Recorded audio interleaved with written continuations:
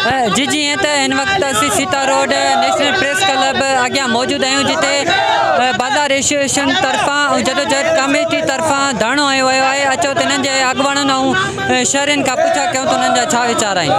असांजो एहतजाज इन करे आहे जो वापडारनि जे ख़िलाफ़ आहे। ये हथरादू लोड शेडिंग कई अथनि। असांजे वापडारनि सां मुतालबो आहे त हथरादू लोड शेडिंग ख़तमु कनि त जीअं असांजो कारोबार दर्जी आहिनि, कुझु ॿिया आहिनि, उन्हनि जो कारोबार सही तरीक़े सां हली चले।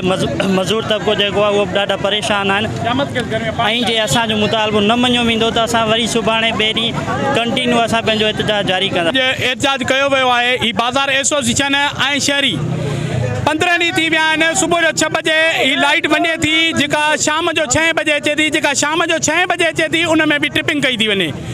मज़दूर हारी जेको दर्जी ऐं ड्रखण जेके बि पहुरियत आहिनि उहे ॾाढा परेशान आहिनि। हिकु हेॾी क़यामत खेसि गर्मी आहे, उन खां पोइ हेॾी बेरोज़गारी, न रोज़गार आहे, न पाणी आहे, न बिजली आहे, न गैस आहे। हीउ जेको एहतजाज आहे असांजो ख़ासि सीपको जे ख़िलाफ़ आहे। महिरबानी करे जेका बि हुननि जी लोड शेडिंग आहे उहा हथरादू लोड शेडिंग ख़तमु करे अवाम खे रिलीफ ॾिनो वञे। सीता रोड वारनि मां बेचैनी ख़तमु कई वञे। रोड सां वापडा तरफ़ां ज़ुल्म कयो पियो वञे। शहर में जेके बि बाज़ार जा धोबी दर्जी वाढा लोहार सभु परेशान आहिनि। सॼा ॾींहं लाइट कोन्हे का, राति जो बि लाइट 2 खां 3 कलाक ॾिनी थी वञे, पोइ वरी लाइट कोन्हे का।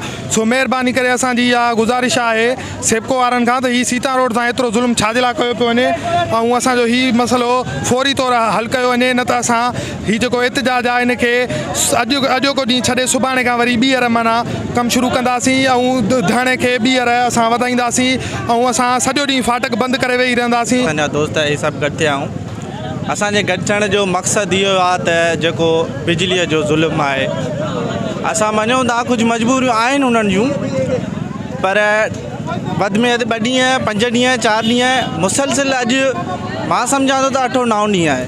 उन खां पोइ बि कुझु दोस्तनि हितां जा जेके बि उहिदेदार आहिनि उन्हनि सां राब्तो कयो आहे। अञा उन्हनि उहो टाइम ॾिनो आहे। असां कहिड़ो ज़ुल्म कयो आहे तव्हांखे इहा ख़बर हुजे त सीता में इन गर्मी सबबु 2-3 माण्हू फौत थी विया आहिनि ऐं 2-3 माण्हू जेको आहे बेहोश ऐं गड़ती जोगी हालत में। शहरियुनि जो ॻाल्हियूं ॿुधे हिन जी चवणु आहे त जेके वापडा वारनि हथरादू लोड शेडिंग कई आहे इहा ख़तमु करे जेकी शहरनि मां बेचैनी जी लहर ख़तमु कई वञे। कैमरामैन वहीद अब्बासी सां गॾु ज़ीशान अली।